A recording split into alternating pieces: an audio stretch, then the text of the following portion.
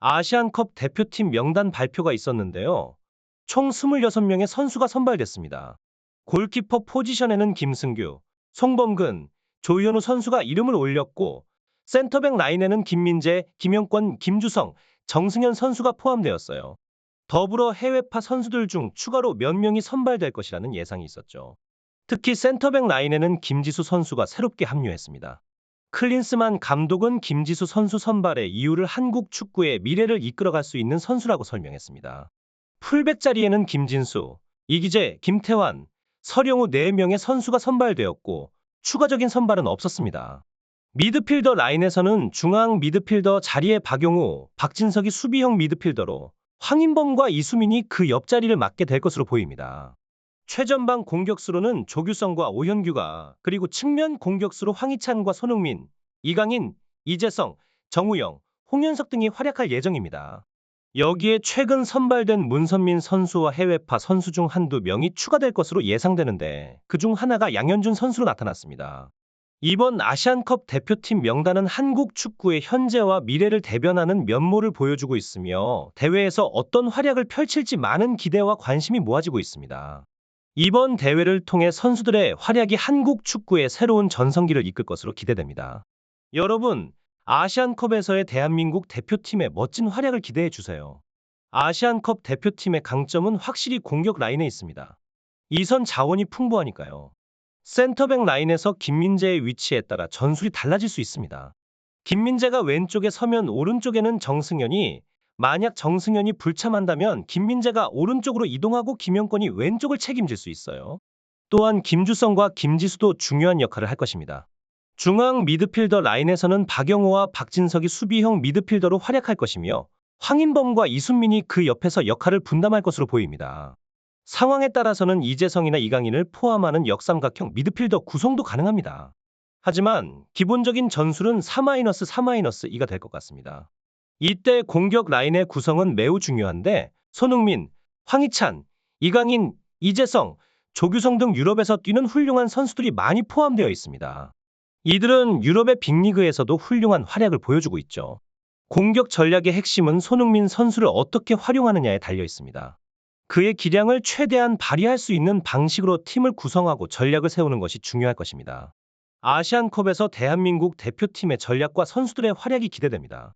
이번 대회에서 어떤 멋진 경기와 결과를 보여줄지 많은 축구 팬들이 기대하고 있을 거예요. 대한민국 축구 대표팀의 전술은 손흥민 선수를 최전방에 배치하는 것에서 중요한 전환점을 맞이하고 있습니다. 손흥민 선수가 측면보다는 최전방에서 뛸 때 그의 잠재력을 극대화시킬 수 있으며 수비 부담도 줄어들게 됩니다. 손흥민 선수와 함께 투톱을 구성할 때는 그를 완벽하게 보완할 수 있는 선수가 필요한데 그 역할을 조규성 선수가 맡을 가능성이 높습니다.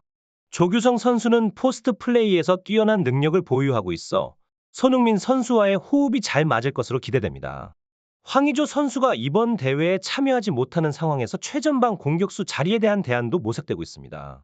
조규성과 오현규 선수가 기본적인 옵션이며 황희찬 선수도 최전방에서 뛸 수 있는 가능성을 보여주고 있습니다. 또한 상황에 따라 이재성이나 이강인을 공격형 미드필더로 활용하며 손흥민 선수를 9번 포지션으로 전환하는 전술도 고려될 수 있습니다. 좌우 측면에서의 경쟁도 치열할 예정입니다. 기본적으로 왼쪽에는 황희찬, 오른쪽에는 이강인 선수가 위치할 것으로 예상되며 이들의 활약이 대표팀의 전술적 다양성과 공격력을 크게 향상시킬 것으로 기대됩니다. 클린스만 감독의 전략적인 선택과 선수들의 기량이 어우러져 아시안컵에서 대한민국 대표팀이 어떤 활약을 보여줄지 많은 기대가 모아지고 있습니다. 대한민국 축구 대표팀의 전술 구성에서 중요한 부분은 좌우 측면에서의 치열한 경쟁입니다.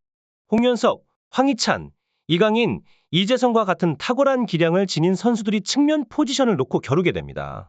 이들 중 홍현석, 이재성, 이강인 등은 중앙 미드필더로의 배치 가능성도 열려 있어 전술적 다양성을 제공합니다. 후반전 교체 자원으로는 정우영, 양현준, 문선민 등의 선수들이 주목받고 있습니다. 이들은 경기의 흐름을 바꿀 수 있는 중요한 역할을 할 것으로 기대됩니다.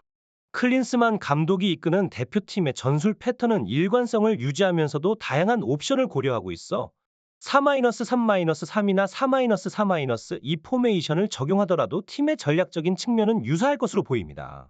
분명히 한국 축구 대표팀의 강점은 다재다능한 선수들의 존재에서 비롯됩니다. 이강인, 이재성, 황희찬과 같은 선수들은 그들의 다양한 포지션에서 뛸 수 있는 능력을 통해 팀의 유연성을 제공하고 있죠. 이들의 기술적인 다양성은 대표팀에게 다양한 전략적 옵션을 제공하며 상대 팀에게 예측하기 어려운 요소로 작용합니다. 더욱이 손흥민 선수를 중심으로 한 공격 라인의 효율적인 활용은 대표팀의 성공에 핵심적인 역할을 합니다. 손흥민의 빠른 스피드와 결정력은 상대 수비진을 무너뜨리는 데 결정적인 요소로 작용하며 그의 경기 운영 능력은 팀 동료들에게 더 나은 골 기회를 만들어줍니다. 이러한 배경을 바탕으로 대표팀의 전술적인 접근은 새로운 변화를 추구하기보다는 현재의 선수 구성과 전략을 최대한 활용하는 방향으로 전개될 것으로 예상됩니다.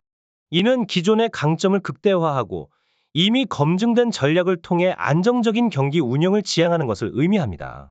대표팀의 전략적 안정성과 선수들의 개별 능력이 어우러져 상대 팀에 대한 압박을 강화하고 국제 무대에서 더 나은 성과를 달성하는 데 기여할 것으로 기대됩니다. 대한민국 축구 대표팀의 전술에 있어서 특히 중앙 미드필더와 측면 공격수의 조화는 핵심적인 요소입니다. 클린스만 감독은 투톱 전술과 함께 넓게 배치된 측면 공격수들을 활용해 경기장을 광범위하게 사용하려 하고 있습니다. 이강인 선수는 오른쪽에서 넓게 뛰며 측면에서 안으로 들어와 중앙을 지원하는 역할을 수행하고 있습니다. 이러한 전략은 파리 생제르맹의 플레이 스타일과 유사하게 경기장을 넓게 활용하며 상대의 수비를 흔들어 놓는 데 중점을 두고 있습니다. 이기재 선수의 역할도 중요합니다. 그는 수비적인 역할뿐만 아니라 공격적으로도 기여할 수 있는 선수입니다. 특히 왼발 킥의 감각이 돌아온다면 그의 왼발을 활용한 공격 루트는 대표팀에 큰 도움이 될 것입니다. 이기재 선수가 이 같은 역할을 통해 아시안컵에서 자신의 가치를 증명할 수 있기를 기대합니다. 그러나 중원 공간의 공백은 클린스만 감독이 해결해야 할 과제 중 하나입니다. 이강인, 이기재와 같은 선수들이 측면에서 넓게 뛰면서 중앙이 비어버리는 상황이 발생할 수 있기 때문입니다. 이에 대한 대책으로 왼쪽 풀백인 이기재나 김진수가 중앙으로 들어와 이 공간을 메우는 전략이 필요합니다. 이러한 전술적 조정을 통해 대한민국 축구 대표팀은 아시안컵에서 보다 효과적인 플레이를 펼칠 수 있을 것으로 기대됩니다. 대한민국 축구 대표팀의 전술 변화와 선수들의 조화는 계속해서 관심의 대상이 되고 있습니다. 특히 김진수 선수의 중앙 라인으로의 움직임은 팀의 전술적 다양성을 증가시키는 중요한 요소입니다. 그의 능력으로 인해 중원에 3명의 미드필더가 배치되는 전술이 가능해집니다. 이는 공격적인 전개와 수비적인 안정성 사이의 균형을 맞추는 데 크게 기여합니다. 클린스만 감독은 다양한 전술적 변화를 통해 팀의 중원 밸런스를 맞추는 작업에 집중하고 있습니다. 초기 경기에서는 전력 차이가 큰 상대를 만날 때 공격적으로 접근하는 전략이 유리하지만 토너먼트가 진행됨에 따라 강한 상대와의 경기에서는 더욱 신중한 접근이 필요합니다. 특히 이란이나 일본과 같은 강팀과의 경기에서는 중원의 밸런스가 크게 중요해질 것입니다. 아시안컵 대표팀의 합류 시점도 주목할 만한 부분입니다. 손흥민과 이강인 선수가 1월 3일에 대표팀에 합류한다는 것은 팀에 큰 힘이 될 것입니다. 하지만 토트넘과 파리 생제르맹의 경기 일정으로 인해 이들의 합류 시점이 어떻게 될지도 중요한 변수가 됩니다. 토트넘은 1월 6일 FA컵 경기가, 파리 생제르맹은 1월 4일 슈퍼컵 경기가 있으므로 이들 선수들의 조기 합류 여부가 중요한 포인트가 될 것입니다. 이러한 요소들을 고려해 클린스만 감독이 어떻게 대표팀을 이끌어갈지 많은 기대가 모아지고 있습니다.